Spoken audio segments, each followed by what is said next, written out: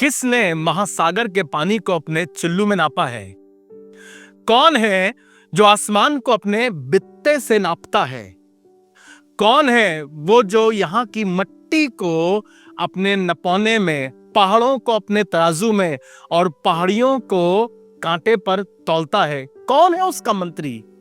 किसने उसे ज्ञान सिखाया कि इस पृथ्वी को कैसे बनाए? यशाया अपने 40वें अध्याय के 12वें पद में सवाल पूछता है और सारी दुनिया तब से सवाल पूछती रही, किसने बनाया, कैसे बनाया, क्यों बनाया, कब बनाया। पर मैं धन्यवाद करता हूं, खुदा का कलाम हमें बताता है आदि में परमेश्वर ने आकाश और सृष्टि की रचना करी और यह सृष्टि बेडौल और सुनसान पड़ी थी और गहरे जल के ऊपर परमेश्वर का आत्मा मंडराता था। बेडौल और सुनसान पड़ी थी। जी, खुदा को अच्छा लगता है बेडौल चीजों से, टूटी और बिखरी चीजों से, खाली चीजों से कुछ बना सके। और आज मेरी दुआ यह है, अब मेरी आवाज सुन रहे हैं और आपको महसूस हो रहा है कि कुछ बेडौल, कुछ सुनसान तुम्हारी जिंदगी में है, वो खुदा जो बनाने की सामर्थ रखता है, he is a God of creation and he is ready to create in your life something wonderful that you have never even imagined or prayed for. He is able to create in your life. आज मेरी दुआ यह है, ये सत्र हमें बरकत दे और हम खुदावन की रचनात्मक सामर्थ को अपनी जिंदगी में देख सकें। मेरा नाम शलेन दास है और मैं आज खुदा के कलाम से बात करना चाहता हूं उसकी बनाने की सामर्थ के बारे में। उसके हाथ, उसके छिले हाथ आज भी जिंदगियों को और खानदानों को बनाने की सामर्थ रखते हैं। यूं लिखा हुआ है, पृथ्वी बेडौल और सुनसान पड़ी थी। इब्रानी भाषा में इस शब्द का इस्तेमाल किया गया है तोहू और बोहू।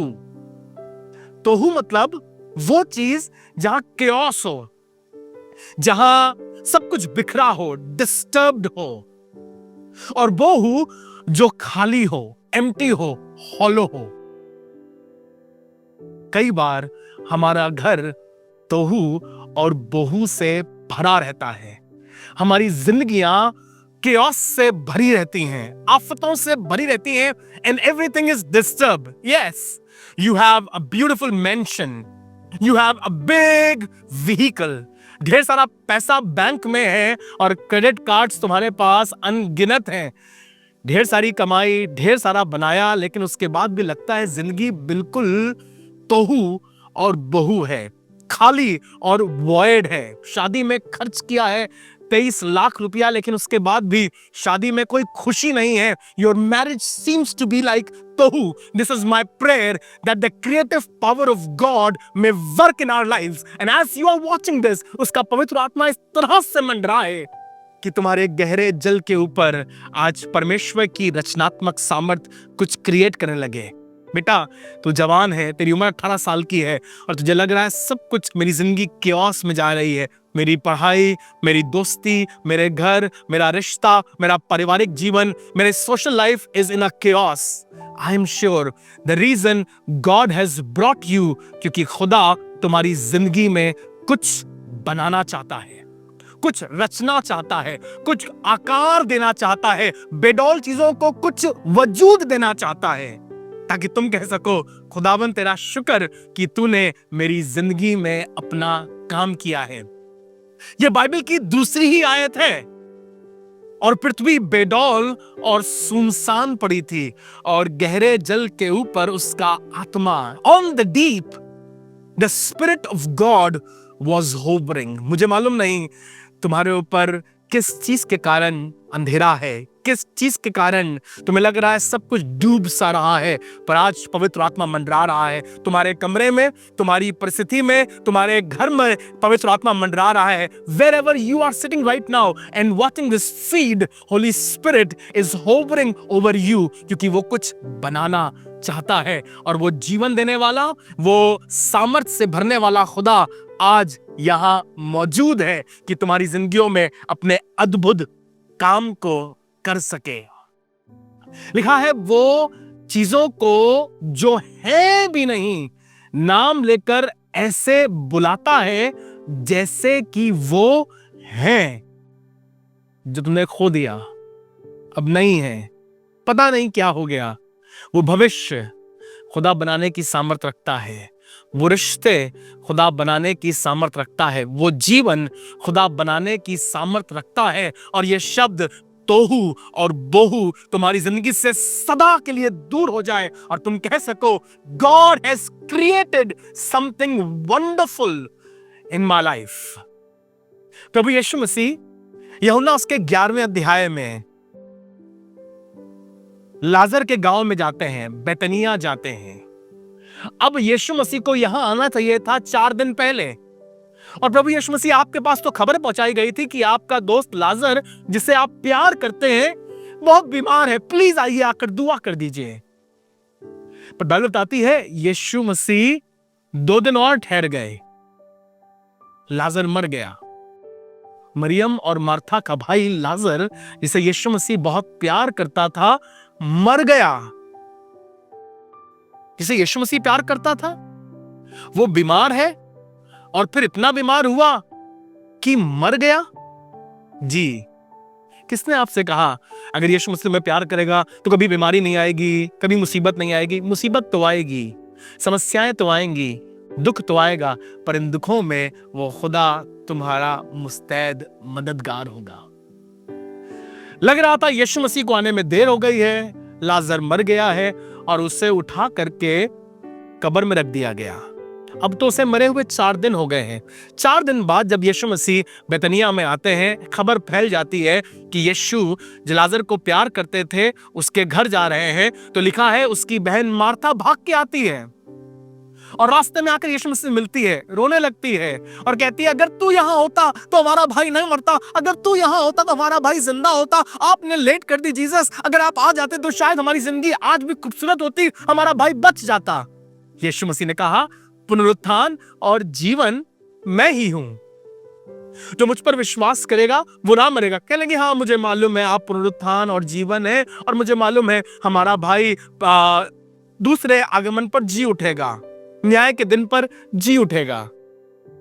यीशु मसीह ने कहा तुमने उसे कहां रखा है? लोग कहने लगे उसे कब्र में रखा है, 4 दिन हो गए हैं। अब यीशु मसीह शायद उसी कब्र पे जाएगा, धूप जलाएगा, मोमबत्ती जलाएगा, अगरबत्ती जलाएगा, आंसू बहाएगा। यीशु मसीह ने कहा मुझे वहां ले चलो। सब लोग यीशु मसीह को वहां ले गए। Everybody was waiting for the next move of Jesus. लिखा है यीशु मसीह कब्र पे पहुंचे और पहली बार लिखा है यीशु मसीह रोने लगे, उसकी आंख से आंसू बहने लगा। लोगों ने कहा देखो बेचारा लाजर को कितना प्यार करता था, लाजर के लिए रो रहा है। पर यीशु मसीह कुछ अद्भुत करना चाह रहे थे। प्रभु यीशु मसीह आज कुछ आश्चर्य कर्म करना चाह रहे थे। आज प्रभु यीशु मसीह उस जगह पर जहां पर लोग कहते थे दी एंड, ये कब्र है, यहां पर सब कुछ खत्म हो जाता है, यहां पर सब कुछ comes to an end, it is over and out. Jesus was there to begin something, Jesus was there to create something, Jesus was there to do something that was never done in this grave and on the cave. यीशु ने कहा कब्र से पत्थर हटा दो। नहीं, बदबू आ रही है। उसके अपने सगे रिश्तेदार लाजर की बहन मार्था और मरियम कह रही हैं मत हटाइए कब्र से पत्थर, कब्र में से बदबू आ रही है, वो सड़ गया होगा। यीशु मसीह ने कहा कब्र से पत्थर हटा दो। पत्थर हटाया गया। सब लोग अपने मुंह पर कपड़ा रखे हैं क्योंकि उन्हें बदबू आ रही थी।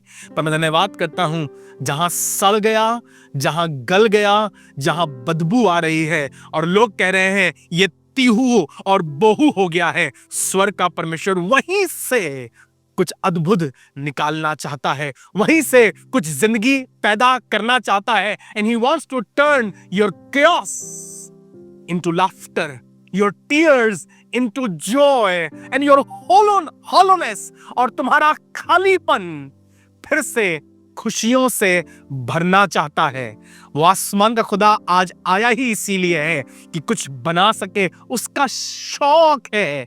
टूटी और बिखरी जिंदगियों, टूटे और बिखरे खानदानों, हॉलो जीवनों में अपनी बरकत भर के उसे सुंदर बना सके।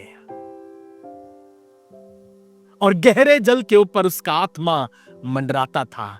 यह आत्मा कुछ करना चाह रहा है, यह आत्मा कुछ बनाना चाह रहा है। आज इस कब्र के सामने खड़े होकर के पवित्र आत्मा मंडरा रहा है, because Jesus is going to do something wonderful. इस तोहू और इस बहू के बीच में अब जिंदगी पैदा हो रही है। यीशु मसीह कब्र के सामने खड़े हुए, सब लोग यीशु मसीह को देख रहे हैं। क्या होगा? क्या यीशु मसीह कब्र में जाएंगे? क्या यीशु मसीह अपने हाथ में बलसान लेकर जाएंगे? क्या यीशु मसीह जाकर अगरबत्ती या लोबान जलाएंगे? यीशु मसीह ने स्वर की ओर देखा और कहा, पिता धन्यवाद, मुझे मालूम है तू मेरी हमेशा सुनता है। और लाजर से कहा, ए लाजर बाहर निकल आ। Pretty much the same way, जब गहरे जल के ऊपर परमेश्वर का आत्मा मंडरा रहा था, तो उसने गहरे जल में से कहा, पृथ्वी बाहर निकल आ। और लिखा है, गहरे जल में से पृथ्वी निकल आई। मौत के अंधेरे में से, गुमनामी के अंधेरे में से, विनाश में से, बाइबल कहती है, और लाजर हाथ पांव बंधे हुए बाहर निकल आया। कब्र में सब लोग खामोश रहते हैं, चुपचाप रहते हैं, बिल्कुल शांति रहती है, सन्नाटा रहता है। और उस सन्नाटे को चीरती हुई आवाज उस गुफा में गूंज रही थी, क्योंकि यीशु मसीह ने पुकार कर कहा था, ऐ लाजर मैं तुझसे कहता हूं बाहर निकल आ। मैं धन्यवाद करता हूं, उसके कलाम में लिखा है, मृतक जितने चुपचाप पड़े हैं वो जीवते परमेश्वर के पुत्र के शब्द को सुनेंगे, और जो सुनेंगे वो जिएंगे। आज का दिन किसी की जिंदगी का दिन, आज का दिन किसी के बनाए जाने का दिन, आज का दिन किसी की रचना का दिन हो सकता है। अगर तुम खुदा की आवाज को सुन रहे हो, आप किसी शख्स को जानते हैं जिसे जरूरत है कि वो सुन सके, अभी इसी वक्त फॉरवर्ड कीजिए, उसे बताइए, उससे कहिए तुम खुदा कलाम सुनो, और क्या जाने तुम्हारे बताने से उसकी जिंदगी का मातम खुशी में बदल जाए, उसके जिंदगी की वीरानी रोशनी से बदल जाए, उसके जीवन का अकेलापन खुदावन की हुजूरी से भर जाए, क्योंकि आसमान का खुदा तोहू और बोहू को तोड़कर कुछ अद्भुत करना चाहता है। इस घर में मातम था, इस घर में रोना था, क्योंकि पापा मर गए थे। पापा खुदा के खादिम थे, कुछ कर्जा लिया था उन्होंने। आज घर पर वो महाजन और जिनका उधार लिया था वो सब आए हैं, और आकर के बच्चों को, इनके दोनों बेटों को ले जाना मांगते हैं। माँ बिलक बिलक के रो रही है, पैर पर गिरी हुई है, मेरे लड़कों को छोड़ दो, मेरे लड़कों को छोड़ दो। ठीक है, 1 हफ्ते का मौका है, अगर पैसा वापस नहीं किया ना तो सब कुछ छीन कर ले जाएंगे, तुम्हारे लड़कों को ले जाएंगे, ताकि ये हमारी गुलामी करें, और जब तक ये पाई पाई भर नहीं देंगे छोड़ेंगे नहीं इन्हें। कहानी है दूसरा राजा और उसके 4थे अध्याय की। ये औरत भागी भागी, परेशान, बदहवास माँ जो बहुत कमजोर, निर्बल है, अभागन सा महसूस कर रही है। इसको लग रहा है पति तो चला गया, अब मेरे दोनों लड़के भी चले जाएंगे। एक की उम्र 8 साल, दूसरे की उम्र 10 साल की, क्या होगा मेरा? ये बेवा परेशान है। पर खुदा के खादिम एलिशा के पास जाती है और उससे कहती है, मदद करो हमारी। मेरा खादिम तेरी खिदमत करता था, वो भी भविष्यवक्ता था, तेरे चेलों के साथ रहा करता था, हमारे घर में कुछ नहीं है, आफत है। एलिशा मुस्कुराया और कहने लगा, तेरे घर में क्या है? मैंने कहा ना, मेरे घर में कुछ नहीं है। It is only chaos and my house is hollow and empty and I have nothing left in my house. सब कुछ उजड़ा पड़ा है, मेरी जिंदगी सुनसान है और घर बेडौल है। तेरे घर में क्या है? अरे मेरे घर में कुप्पी में जरा सा तेल है और कुछ नहीं है।